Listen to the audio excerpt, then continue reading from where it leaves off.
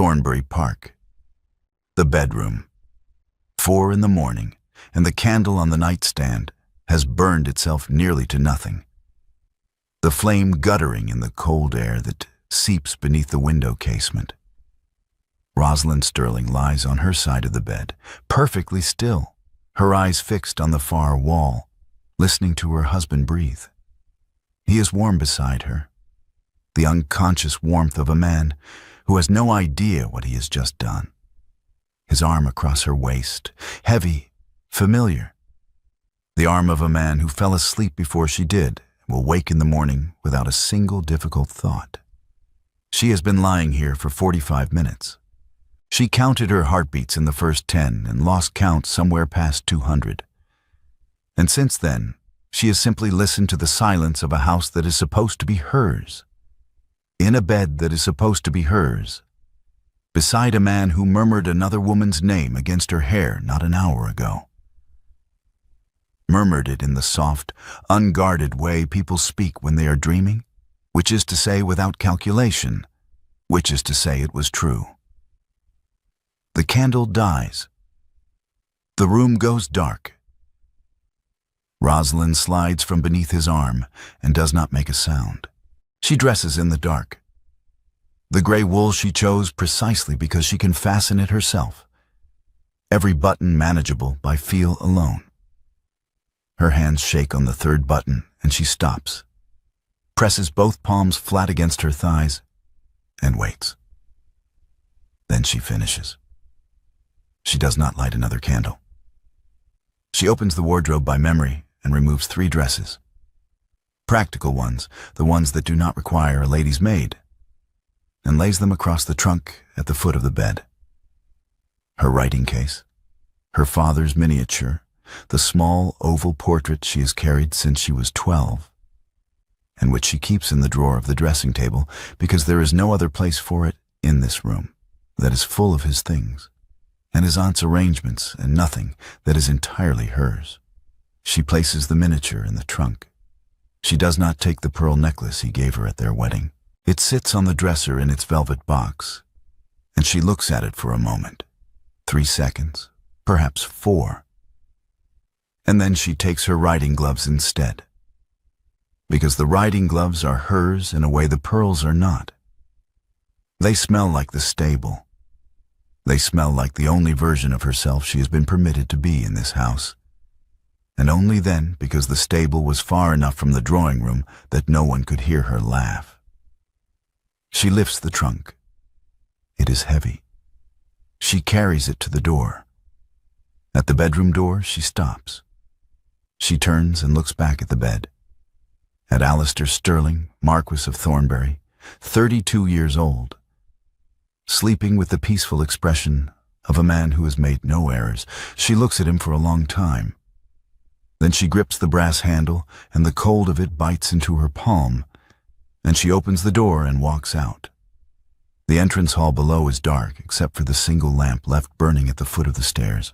Lady Margaret Stirling is standing beside it in her dressing gown, her gray hair loose, her expression entirely composed. She's not surprised. Rosalind understands, looking at her, that Margaret has perhaps been waiting for this night for some time. "I heard the carriage being brought round," Margaret said. "I am going to my father's house in Hertfordshire," Rosalind said. Her voice came out steadier than she expected. She was grateful for it. Margaret looked at her, at the gray dress, the single trunk, the riding gloves folded over her wrist. She looked at Rosalind's face, the way a woman looks at another woman when she is reading the precise nature of the damage. "What did he do?" Margaret asked. Rosalind's mouth opened. She had rehearsed nothing. She had spent 45 minutes lying very still and had prepared nothing at all for this moment. "He said her name," she said. "In our bed, while I was beside him, he said Philippa." 3 seconds of silence. Margaret's expression did not change. It simply deepened, the way a river deepens without changing its surface. "Go," Margaret said. "Do not write to him.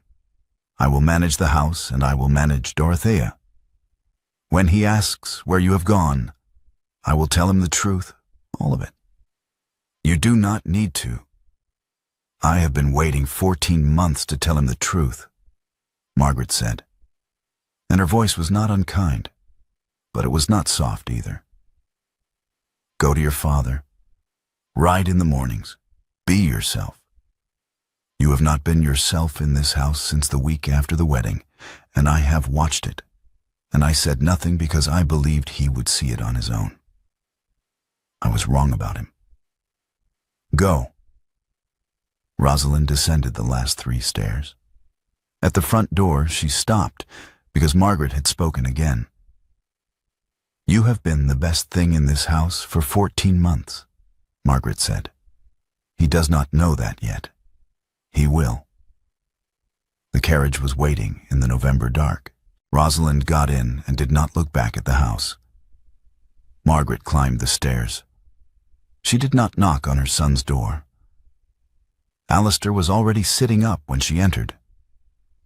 Woken by the sound of the carriage, his face confused, his hair disordered. He looked at the empty side of the bed, and then at his mother, and something moved across his face that was the beginning of understanding without the benefit of comprehension. "Where's Rosalind?" he asked. "Gone," Margaret said. "Gone where?" "She is gone because you said her sister's name in her bed, while she lay beside you, after 14 months of marriage."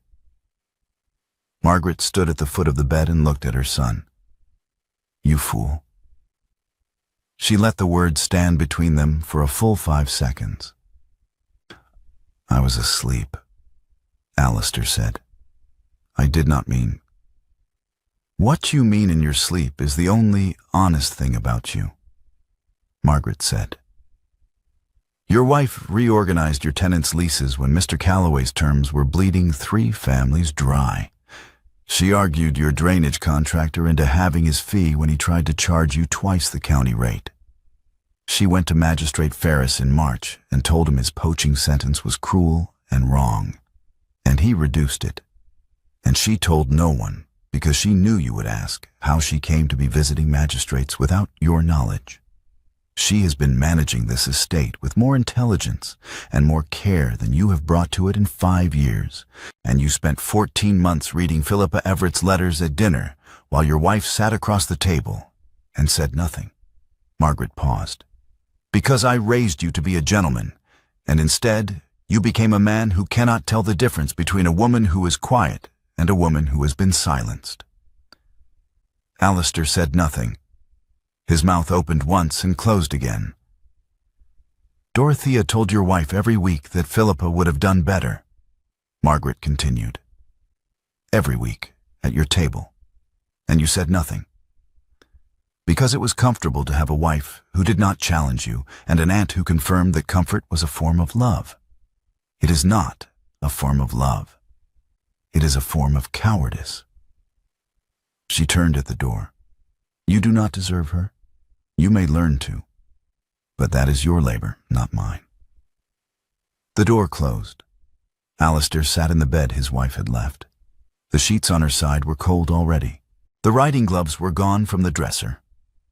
The ones she wore on the mornings she rose early, before the house was awake.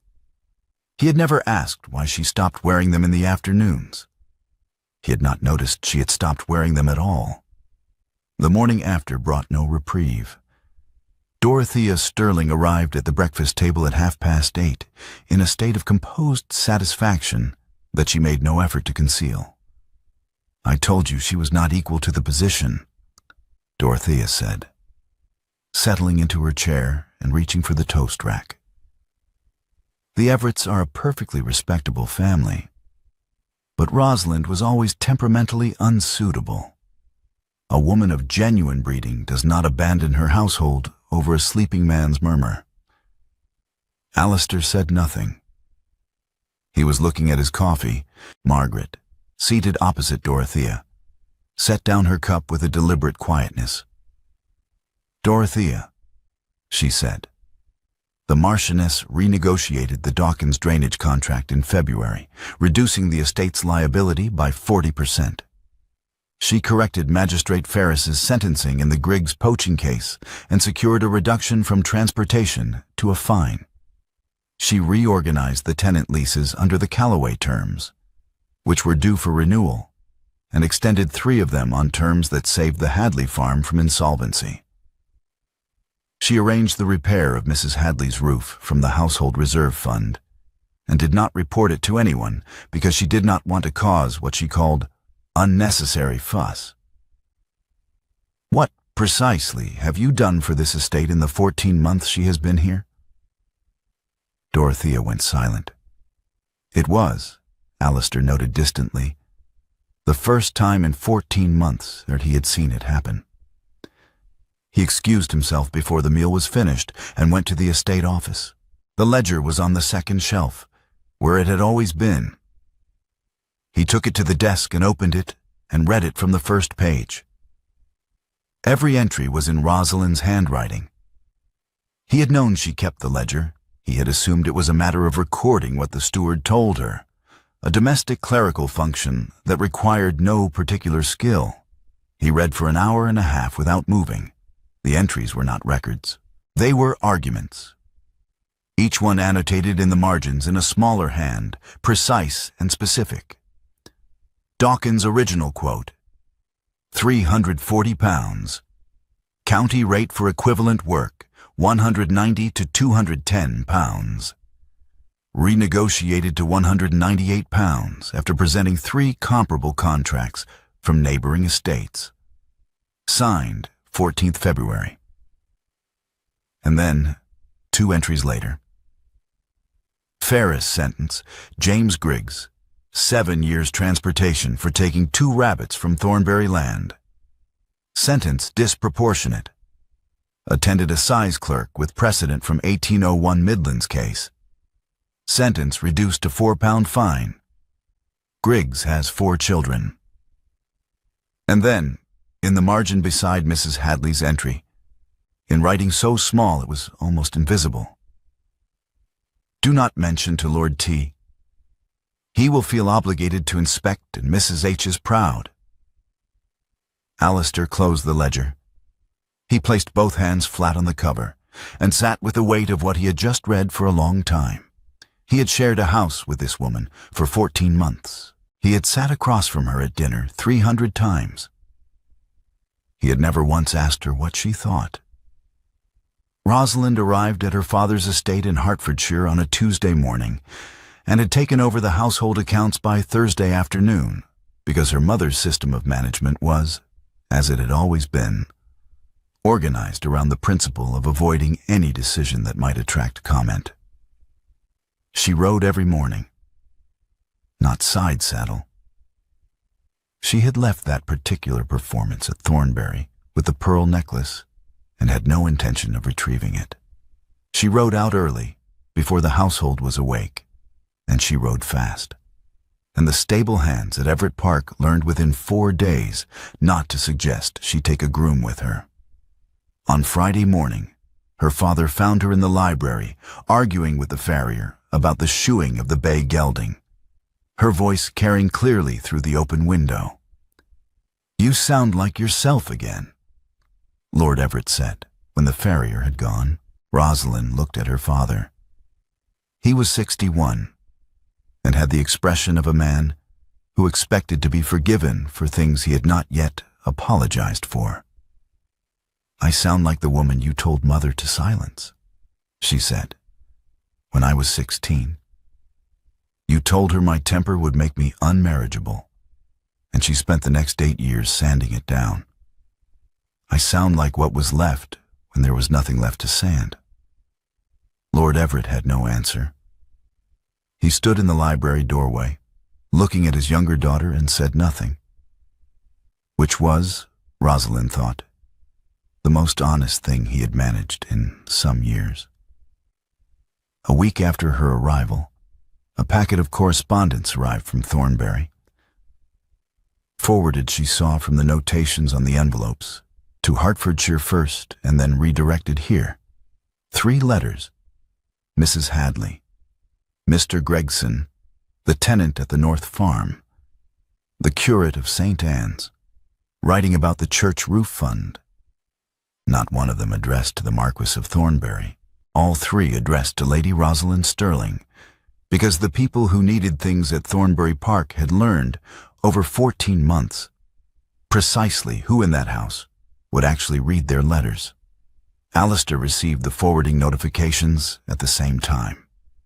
He stood in the entrance hall and turned the envelopes over in his hands and read the notations, forwarded to Hertfordshire, thence redirected, and understood something that the ledger had begun to tell him, and that this completed. 3 weeks after Rosalind's departure, the Thornbury Estate Office received a letter from a solicitor named Hatch, representing the drainage contractor Dawkins, claiming that the original agreement negotiated in February had never been formally binding and threatening to pursue seizure of equipment from 3 tenant farms in lieu of the full original fee. The contract, the one Rosalind had written, witnessed, and filed, was not in the estate office. It was wherever Rosalind was. Alistair wrote to her in Hertfordshire. He wrote carefully, explaining the situation with what he believed was appropriate clarity, and signed the letter with his name and title. She did not reply. Mrs. Hadley wrote to her on a Tuesday. Rosalind arrived at Thornbury on Thursday afternoon. Her trunk carried in by the footman, she directed with a gesture that brooked no discussion. She walked through the entrance hall without pausing. Alistair was standing at the foot of the stairs. "Rosalind," he began. She walked past him, not running, not rushing, walking with the particular purposefulness of a woman who has a specific destination and no time for anything that is not it. She went directly to the estate office, set her trunk beside the door, and sat down at the desk. She did not enter the marital bedroom. She did not join the family for dinner. She sent for cold meat and bread from the kitchen and ate at the estate desk while she reviewed the Dawkins correspondence. Alistair stood in the corridor outside the estate office for a moment, looking at the closed door. Then he opened it. Rosalind did not look up from the papers. He crossed to the side table, poured a glass of water, and set it beside her right hand. Her hands, he noticed, were trembling slightly. The fine, controlled trembling of a woman running on fury and determination and not enough sleep. He did not speak. He stood at the office door for a slow count of 5, long enough that when Dorothea appeared at the end of the corridor with the expression of a woman intending to say something about propriety, she found the doorway occupied and the moment unavailable. Then he left. Behind him, he heard the sound of Rosalind picking up the glass. The next morning she met Hatch, Dawkins's solicitor, in the tenant farmyard. Alistair was in the study when he heard her voice carry across the yard. Not raised in anger, not yet, but carrying with the precision of a woman who has decided exactly what she is going to say and intends to say all of it. He moved to the window. Rosalind was standing in the center of the yard in her traveling coat, the original contract in her hand. Hatch was a broad man with the manner of someone accustomed to making legal threats to people who could not immediately locate their paperwork. He had not, Alistair thought, anticipated Rosalind. "This document," Rosalind said, holding it up, "was signed by your client on the 14th of February, witnessed by Mrs. Hadley of this farm and by your client's own clerk, a Mr. Peel, whose signature appears on the 3rd line. The terms are written in my hand and were read aloud to your client before signing. If you proceed with the seizure threat, I will file a counterclaim for harassment and present this contract to the county court, along with a letter I have already drafted to the Lord Lieutenant detailing exactly how Mr. Dawkins conducts business with the estates of this county." She lowered the contract. "I suggest you speak to your client before you speak to me again." Hatch looked at the contract. He looked at Rosalind. He looked at Mrs. Hadley, who was standing 3 feet behind Rosalind, with her arms folded. Mrs. Hadley's youngest, a girl of about 7, was standing beside her mother and watching Hatch with the expression of a child who has already decided whose side she's on. Hatch retreated. As he reached the yard gate, Mrs. Hadley's youngest began to clap. Alistair stood at the study window and did not move for 9 minutes. When Rosalind came back through the house, he followed her to the corridor outside the estate office. "Rosalind," he said. She stopped. She did not turn. He reached her and took her wrist, not her hand, her wrist, where the pulse ran just below the skin. He held it. Her heartbeat was fast and hard under his thumb, the heartbeat of a woman who had just stood in a farmyard and won an argument with a solicitor and was still burning with it. "You are shaking," he said. "I am angry," she said. "I am always angry. You never noticed because I hid it so well." "I did not notice," he said. "I know that. I am telling you. I did not notice because you hid it, and you hid it because your aunt told Mrs. Lyle you were hysterical every time you raised your voice.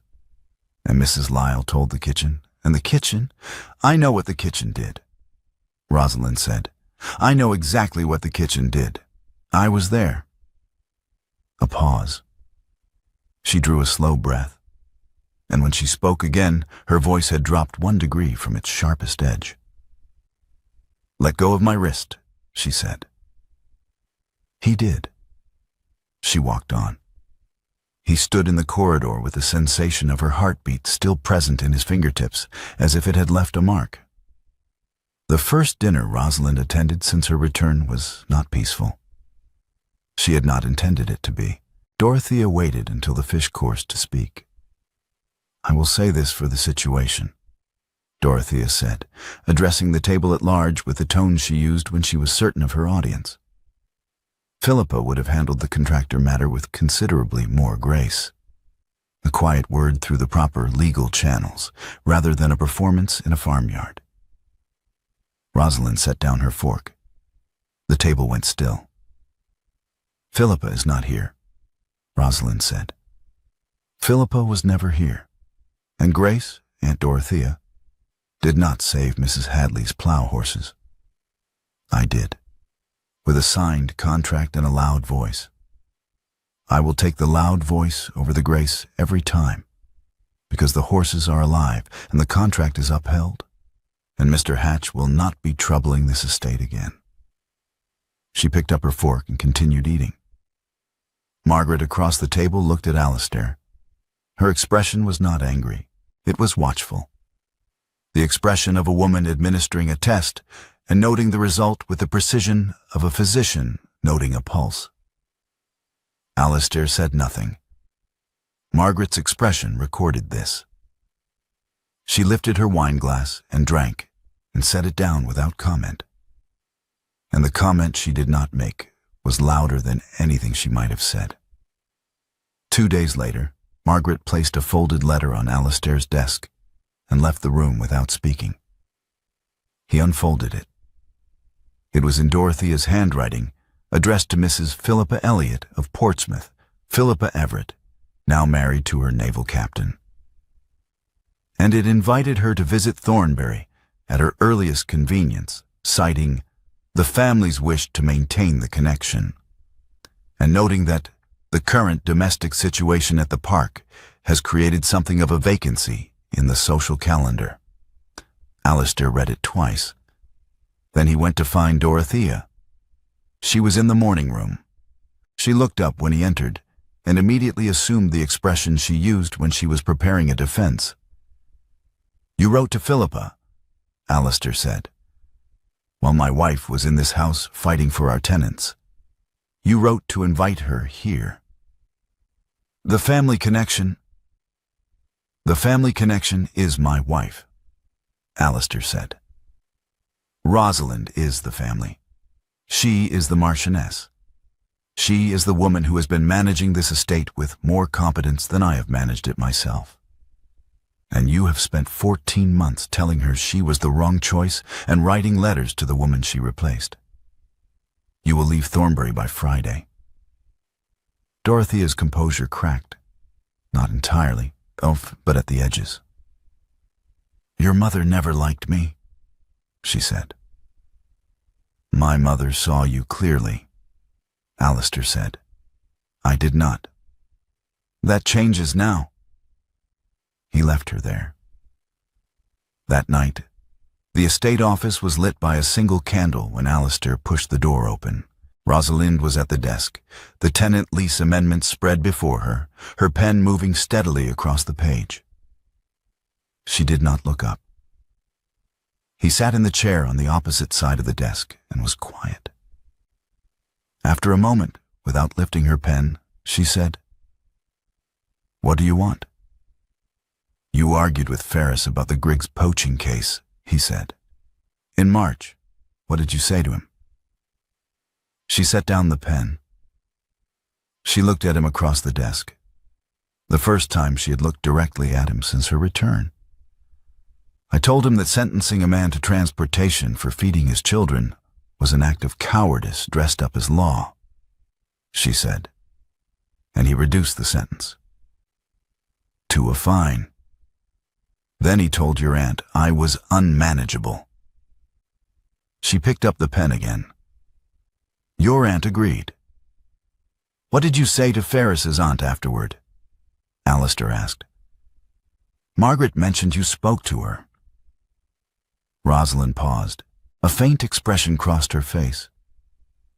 Something between memory and reluctant amusement. I told her the law exists to protect the weak from the strong, and that when it does the opposite, it is not law, it is theater. She told me I had very strong opinions for a marchioness. I told her I had very strong opinions for a person. She looked up. She sent me a book of sermons at Christmas. I think she meant it as a corrective. I found them interesting. Alistair leaned forward, his elbows on the desk, his face closer to hers across the papers. You are unmanageable, he said. Yes, Rosalind said. I do not want to manage you. He paused. The candle between them burned steadily. I have not been listening. I want to start. She looked at him for a long moment. Then she placed her hand flat on the desk, palm down, fingers spread, not reaching toward him, but simply there. Open, present. He placed his hand over hers, palm to the back of her hand, and held it against the lease papers. Neither of them spoke. The office was warm. Outside, the November wind moved through the elms, and inside the house was quiet. And neither of them moved until the candle had burned itself nearly to nothing. 10 days after her return, Rosalind came to the marital bedroom to collect the last of her correspondence. 2 letters she had left in the drawer of the dressing table on the night she packed the trunk. She had waited until she thought the hour was late enough that the room would be empty. Alistair was already there.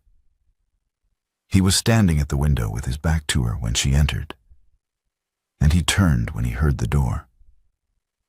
They looked at each other across the room that had been the site of everything. The 14 months of performance, the name in the dark, the cold brass handle on the night she left. You came back for the tenants, he said. Yes, Rosalind said. Not for me. You said my sister's name in our bed, she said. Why would I come back for you? I did not want Philippa. I know you did not want Philippa, Rosalind said. Her voice was even. It was the voice she had learned to use in this house. Measured, controlled, the voice of a woman who had been trained out of her own register by 14 months of consequence. She heard it and hated it and used it anyway because she was not finished yet. That is worse. You wanted an idea, a composed, luminous wife who would sit across from you at dinner and never argue and never raise her voice and never make you feel the sting of being wrong. Philippa was that idea. I was never that idea. I performed that idea for 14 months because my mother told me when I was 16 that men do not want fire. They want hearths. And if I wanted to be chosen, I had to be warm and steady, and everything Philippa was not. "Rosalind, I am not finished," she said. "You married a woman you never met, Alistair. The woman who stood in that farmyard and called Dawkins a thief to his solicitor's face. That is me. The woman who went to Magistrate Ferris and told him his sentence was cruel and wrong. That is me. The woman who sat across from you at dinner for 14 months while your aunt said Philippa's name like a verdict and swallowed everything she wanted to say, and smiled and poured the wine and managed your estate in the margins of the hours you weren't looking. That is also me, and I despise that version of myself. You have been married to a performance. The actress is leaving. I do not want the performance," Alistair said. "You do not know what you want," Rosalind said. And now the evenness was gone from her voice, and what was underneath it was 14 months of accumulated fury, specific and itemized. You wanted Philippa because she was beautiful and composed and would never have required you to be different from what you were. You married me because I was offered and I was quiet. You have never once in your life wanted a woman for who she actually is, only for what she does not demand of you. I have been in this house for over a year. I have argued with contractors and magistrates and county solicitors on your behalf. I have kept your tenants solvent and your estate ledger in order, and your aunt's cruelty from reaching anyone who might have defended me. And you looked at all of it and saw domestic competence. You put me in the same category as a well-run kitchen. He tried to speak. He stopped. He tried again, and the words did not come. The articulate man, the man who had an explanation for everything, who had spent 5 years managing an estate and a household and a county's worth of social obligations with fluent, reasonable speech, stood in the middle of his own bedroom and could not finish a sentence. "You are angry," he said finally. "I have been angry for 14 months, Rosalind said. I stopped showing it because every time I raised my voice, your aunt told Mrs. Lyle I was temperamental. And Mrs. Lyle told the kitchen, and the kitchen looked at me the way people look at a horse that bites. I was trained out of my own nature in your house, by your aunt, at your table, while you sat and said nothing. Dorothea, you heard her," Rosalind said. "Do not tell me you did not hear her. You heard her every week say Philippa's name like a standard I would never reach. And you said nothing because it was easier to keep Philippa as the measure than to look at the woman in front of you and ask what she actually thought. You never asked me what I thought. Not once. Not about the leases, not about the tenants, not about the contractor, not about anything that mattered in this house. You read Philippa's letters at dinner and compared her watercolors to my handwriting, and I sat there and said nothing, and you took my silence for agreement." She stopped. It was not agreement. It was the most sustained act of self-control I have ever performed. And it cost me every day, and I am done with it. The silence between them stretched long and unbroken. The candle on the dressing table burned without moving. "What do you want?" he asked. "I want to be married to a man who wants me," Rosalind said. "Not a mild version. Not a performance. Not a replacement for the woman he actually wanted. The woman who argues too loudly and laughs too hard and told a drainage contractor he was a thief to his face. That woman. If you cannot want her, if you want the quiet one, the steady one, the one who pours the wine and smiles at your aunt's cruelties and never says a word, then I will sign whatever settlement you offer, and I will leave this house, and I will be the loudest, most difficult, most entirely myself woman in England. And I will be happy. Alistair looked at her. He looked at her for a long time. And Rosalind watched the fiction he had constructed over 14 months. The mild wife, the safe choice, the woman who would not disturb him, collapse in real time behind his eyes. "The night you argued with the contractor," he said. "In the farmyard. Last week. What about it? You called Hatch a liar in front of his own client. Your voice carried across the yard." Mrs. Hadley's youngest child started clapping. He paused. "I was at the study window. I watched you for 9 minutes. I could not look away. Not because you were composed, not because you were luminous. Because you were furious, and you were right, and you were the most extraordinary thing I have ever seen in my life." He took a breath. "I have been standing at that window for 9 consecutive days, watching you manage my estate and argue with my solicitor and correct my steward and refuse every single time to look at me. And every day I understand more clearly that the woman I thought I wanted, the composed one, the unthreatening one, the one who would never make me feel the particular discomfort of being wrong, was a woman I invented. Because I was afraid of you." Rosalind went still. "Afraid of me," she said. "You would have argued with me from the first day," he said. "You would have challenged every assumption I brought to this marriage. You would have been difficult and brilliant, and I would have had to change. Not eventually, not gradually, but immediately and continuously. Philippa would never have required me to change. That is why I wanted her. Not because I loved her, because I was a coward." She stood very still. Her hand, which had been gripping the post of the bed, loosened its hold. "That is the first honest thing you have said in this marriage," she said. "I know. It is not enough. I know that too." She looked at him across the room. The candle between them. The cold bed. The dresser where the pearl necklace still sat in its box, and the riding gloves were gone. "But it is a beginning," she said. He crossed the room. She did not step back. He took her shoulders, both hands, firm, the grip of a man who is holding something he understands.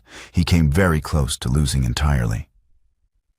She grabbed the front of his shirt with both fists, the way a woman grabs when she has been trained not to grab, and has decided she is done with training. They pulled each other in, simultaneously, and the kiss was not slow, and it was not gentle, and it was not the careful, negotiated thing that the previous 14 months had made of everything between them. It was the collision of two people who had been married for over a year and were meeting for the first time. When they came apart, she was still holding his shirt. He was still holding her shoulders. "You kiss like you argue," he said. "Is that a complaint?" she asked. "It is the furthest possible thing from a complaint." The next morning, Rosalind's trunk sat in the corridor, half-packed, suspended between departure and return. Alistair passed it on the way to breakfast and did not touch it and did not ask. That evening she sat at the dinner table and argued with him about the new tenant lease terms in front of Margaret and Dorothea, who had been given notice but remained for the fortnight. "The lease term is 12 years, Rosalind said. "Not 7. 7 gives the tenants no security against a bad harvest or a change of steward. 12 is longer than the standard in this county," Alistair said. "Standard," Rosalind said, "is what people with no imagination call the minimum effort they are willing to make. 12 years. The Hadley farm alone has 3 children who will inherit it. They need 12 years to plan." Dorothea set down her fork with the precision of a woman preparing to deploy a weapon she had used many times before. "Philippa would never have—" "Philippa," Rosalind said, "is in Portsmouth. She is married to a captain. She is painting watercolors of the harbor, by all accounts, very competently. She's not at this table. I am. She picked up her glass and drank and set it down and continued eating. The dining room absorbed this. Margaret lifted her own glass. She did not smile, but the corner of her mouth moved in a way that contained, in miniature, the architectural foundations of a smile. That was enough. That night, the trunk disappeared from the corridor. Rosalind did not announce she was staying. She simply did not leave. Alistair noticed the absence of the trunk the way you notice the return of warmth after a long cold. Not with surprise, but with a relief so physical, it was almost indistinguishable from gratitude. 2 months later, the south field of the Thornbury estate was being plowed by Mrs. Hadley's horses. The same horses that would have been seized if Hatch had had his way, strong and steady now in the winter mud. Pulling the new drainage lines that ran clear and even across the field in a design that Rosalind had argued into existence over 3 weeks of correspondence with the new contractor. Rosalind was in the farmyard when Alistair arrived on horseback. She was reviewing the final work with the contractor, her boots caked with mud to the ankle, her voice carrying across the yard in the particular way it had when she was satisfied with something and wanted to be certain everyone involved understood precisely why. He dismounted. He walked to the fence and stood there, watching her. She did not go to him. He came to her. Mrs. Hadley says the drainage is better than anything in the county, he said. Mrs. Hadley is correct, Rosalind said, not looking up from the contractor's diagram. Hatch's clerk called you formidable. I heard from Gregson. Hatch's clerk called me difficult to Hatch and formidable to Gregson because he wanted Gregson to think well of him, Rosalind said. I have good hearing and I was in the next room. Alistair almost smiled. She could see it at the edge of his expression, the thing he was learning to let happen. You have good hearing, good judgment, and the worst temper in 3 parishes. 4? Rosalind said. She set the diagram down and looked at him properly. I argued with the rector at St. Cuthbert's in Bampton last Sunday about his sermon. About what? He preached on Ruth. He said Ruth followed Naomi out of meekness and feminine submission. He was wrong. Rosalind folded the diagram with crisp, decisive movements. Ruth followed Naomi out of stubbornness and loyalty, and the refusal to leave someone she loved in a difficult situation alone. Those are not the same thing as meekness. I told him so after the service. In front of the congregation? After the service, Rosalind said, with the expression of a woman who considers this a meaningful distinction. I am passionate, Alistair, not rude. He reached across the fence and took her hand, not the smooth, careful hand of a woman who has spent 14 months performing composure, her hand with mud on it, calluses from the reins and the fence posts, the hand that had signed the drainage contract and pointed at a solicitor and told him his client was a thief. He held it. I am learning, he said, to want the right things. You are learning slowly, she said. I am. But the view from the study window helps considerably. She looked at him. The south field stretched behind him, the horses plowing steady furrows, the drainage running clear. She squeezed his hand and did not let go. From the house behind them, the kitchen door opened, and the sound of Rosalind's voice carried across the yard 20 minutes later. She had gone in to speak to the cook about the bread, which had been wrong for 3 days, and she was explaining precisely why and what needed to change. The sound of it moved through the yard and across the field and up to the study window, where Alistair stood looking out at the south field and the drainage running and the horses working.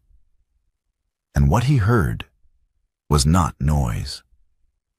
It was the sound of his wife being entirely, unapologetically, magnificently alive. And the man who had spent 14 months calling that sound a problem was gone. replaced by one who understood, slowly and imperfectly and with considerable further work still ahead of him, that it was the best sound in the world.